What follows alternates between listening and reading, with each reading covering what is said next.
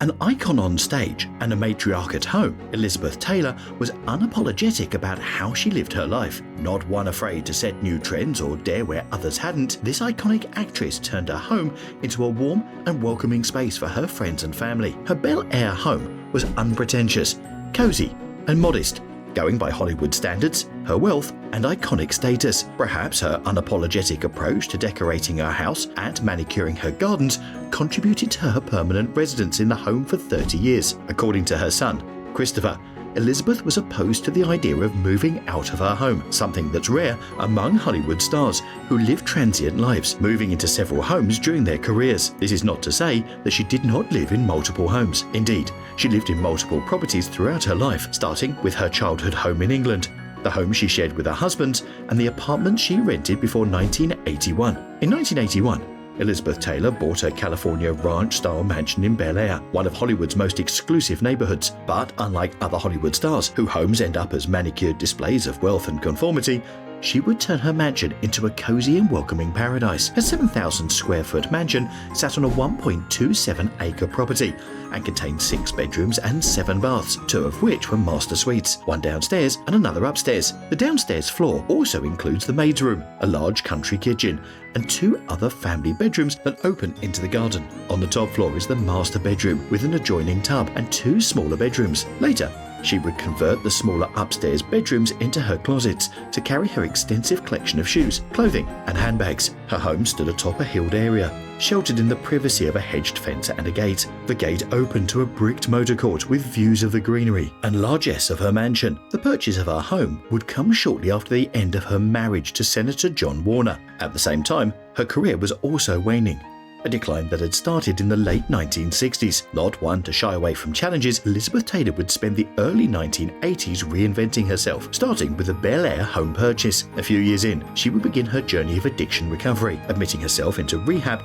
with the encouragement of friends and family. It was also in 1984 that she worked alongside Waldo Fernandez, an LA interior designer known for decorating celebrity homes based on individual preferences. Elizabeth Taylor would work with him to decorate her home first in 1984 and later in 2010 when she redecorated. The interior design elements added in 1984 include white shaggy carpets and sofas. He also designed the interiors of Elizabeth's home to reflect opulence and coziness by adding warm furnishings, colour and intimate pieces. Elizabeth Taylor displayed her art collections on her living room walls. She was not only a collector of jewels, but also an art lover. She had pieces gifted to her by her art dealer father and some from her marriage to Mike Todd, who bought her several pieces to honour her love for Impressionist art. She displayed art pieces from Degas, Van Gogh and Pissarro.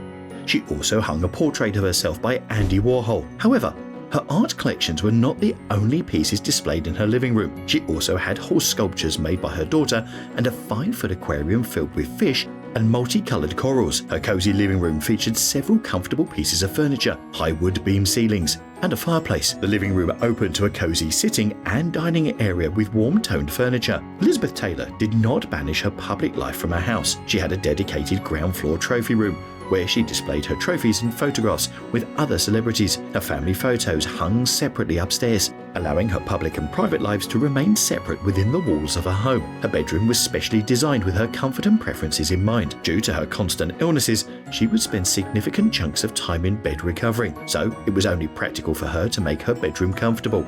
In an interview with Kevin Sissoms in 1997, she said, "I decided that if I'm going to be sick, then I'm going to have a gorgeous bedroom." In this bedroom, she displayed pictures of herself, her children, her friends, and her husbands. She also kept 2 doves, both gifts from Michael Jackson, in a gold cage by her window. She also kept a large TV inside her bedroom to catch some of her favourite shows. Elizabeth Taylor loved nature and the outdoors, and her compound reflected this. She worked with landscape designer Nicholas Walker to design an English garden suitable for South California's climate. She had wanted to replicate the woods and gardens of her English home, where she had lived in her earlier years. Reflecting on her time in England, Elizabeth remembered fondly the days spent horse riding through the woods and greenery of the English countryside. Although she couldn't ride horses on her Bel Air property, she would spend time interacting with her plants, pets, children, and wildlife inside the garden. Working within the limitations of the California climate, Walker recommended incorporating various plants with different blooming seasons to ensure Elizabeth enjoyed colour throughout the year. Her garden consisted of various plants, including roses, jasmine, lily of the valley, pansies, orchids, and gardenias. The fragrances of these flowers would later inspire her successful perfume collection, which she launched in 1987. The garden also included mature trees, hedges, and arches of shrubbery, resulting in a lush landscape that would later become the home to several bird species. She would meditate in the garden, watching birds or interacting with nature. In addition to the plant variety in her garden, Elizabeth Taylor also included a koi pond with a waterfall. Her garden was the venue of one of her family's traditions, the annual Easter egg hunt. On these hunts, her family and guests would explore the shrubbery of her garden. She'd also include a petting zoo for the children. Another highlight of her Bel Air property was the outdoor terrace and pool, where she loved entertaining her guests and family. Around her large turquoise pool were multiple seating areas to accommodate her intimate parties. Her house and compound were designed to be used to the greatest extent. Elizabeth Taylor did not hesitate to host friends and family in her home. Posthumous accounts by her children and friends paint her as a warm and welcoming matriarch. Her home was the venue of multiple gatherings for friends and family. In addition to their Easter festivities, the family would gather for their Thanksgiving celebrations, where Elizabeth would serve her beloved dishes. Chicken and lobster were a staple during these celebrations, but she also ensured each child in her gathering would have something they could eat. She also hosted Sunday afternoon parties for her friends. The 1980s were also a transformational time in her life, catapulting her into the next leg of her career as a philanthropist, which she started with her AIDS advocacy. Her work would result in the Elizabeth Taylor AIDS Foundation, which she established in 1991. It remains a legacy in her family, with her children and grandchildren carrying on the work she started. Elizabeth worked with Fernandez in 2010 to redecorate her home, replacing the white interiors with hues of blue and violet to match her gorgeous eyes. After this redesign, photographer Catherine Opie of Architectural Digest approached Elizabeth to document her house in 2010. This was a rare opportunity, as she had previously not allowed photographs of her home. Elizabeth passed away 3 months after the project started.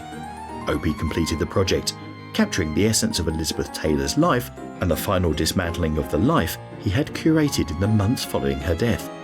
Her photographs appear in the July 2011 issue of Architectural Digest. Part of the project involved sharing intimate details of Elizabeth's home, including her illustrious shoe and clothing collection. She owned an extensive collection of identical Chanel shoes, classy handbags, and designer clothes. Elizabeth Taylor's Bel Air mansion would sell in an auction for $8.6 million to Rocky Malhotra. He would preserve the home as it was.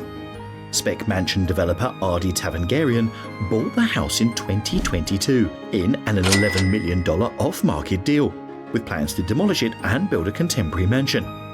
Fans of Elizabeth Taylor were undoubtedly devastated by the looming demolition of her mansion, given her iconic status as a Hollywood actress with a career spanning several decades. If the demolition succeeds, the only memories of her house will be immortalized in the pictures taken of the home in 2010, a few months before her death. Do you think Elizabeth Taylor would object to the demolition of her home? Let us know what you think in the comments. Don't forget to subscribe and turn on your notifications for similar videos.